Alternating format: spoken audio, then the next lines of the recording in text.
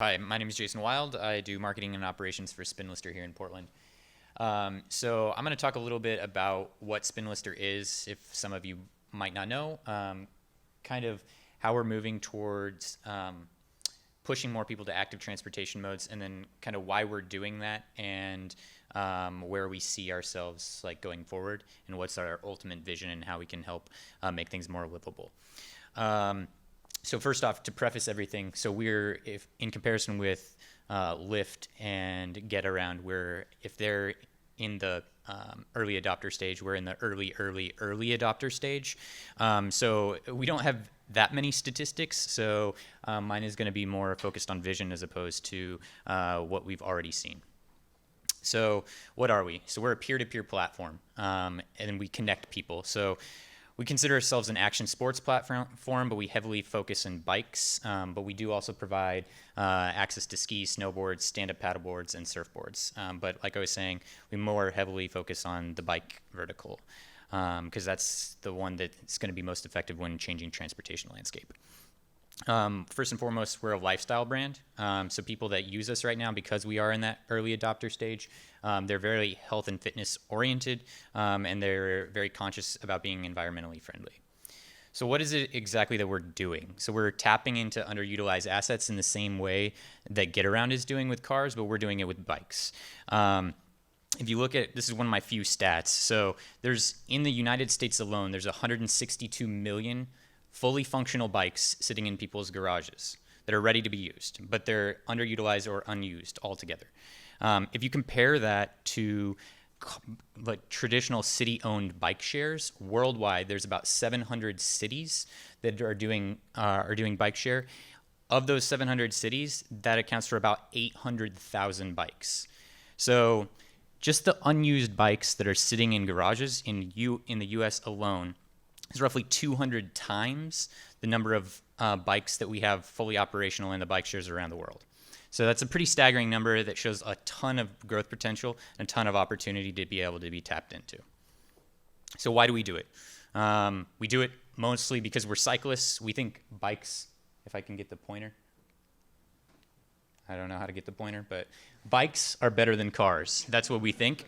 We're cyclists. We like to be active, and we're hoping to push people more towards that. So we want to provide more bikes to more people in more places. We want to do it on a global scale. Hopefully, that'll lead to decreased dependence on car ownership and through the use of an active alternative. So, like I was saying, we see ourselves pushing towards the active transportation. That's our part in the entire puzzle. It's one that as people start to work less in physical labor jobs and more in sitting at desks, people are more apt to be open to active transportation as an alternative because they're looking for that. They don't get it. They're not picking cotton in the fields, the majority of us.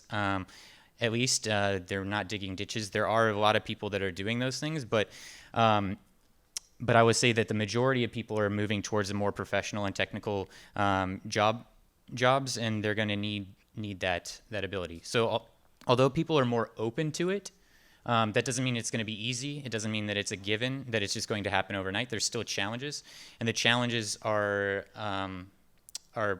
plentiful, actually. So one of the biggest things is access. So access is the biggest hang-up when it comes to people using an active form of transportation. Very similar to Get Around, the nice thing about our peer-to-peer platform is it's not tied to anything specific. It's a global platform. Anywhere in the world you can list a bike. You can make it available to rent or share, and it's not tied to density. So just because the city of Portland is successful with Spinlister doesn't mean that the city of Roseburg, which is where I grew up, which is super tiny, about 3 hours south, and it's like 20,000 people, the opposite of dense. So it doesn't mean that can't also be successful. So that's ultimately our goal, is to provide access in as many places as possible. So again, more bikes, more people, more places. That's ultimately what we're about. And when it comes to the equity question, that's kind of the hinge of things. The crux of the issue is the access part. And while traditional bike share that's city owned may be able to provide bike share infrastructure within the city center. Once you start to push farther out into Gresham, into Troutdale, into all those different places that aren't as dense, that it's not financially feasible to put a bike share platform or more infrastructure out there, we can fill that gap. Because ultimately it's the people that are owning those bikes, and they don't have the costs and the overhead associated with running those bikes. So once you have access, you need to make it convenient. That's another big hang-up. So obviously, the invention of the smartphone made that super, super easy. So these are some screenshots of bikes that we have in Portland, San Francisco, and New York. Obviously, all very dense areas, but the crux of the thing is at scale, when you have all these bikes that are available anywhere at any time, you can pick up that phone and you can see exactly what options you have at your fingertips. So it's very similar to Get Around, except for you're using something that people have sometimes 10 or 15 of, as opposed to one and only. And so there's a lot more availability for bikes to be on the platform. So beyond that, you have a choice. So that's probably the most, probably the coolest part about our platform. You're not tied into one specific thing. So with traditional bike share that's city owned, with a lot of other alternatives, you're tied into one specific thing.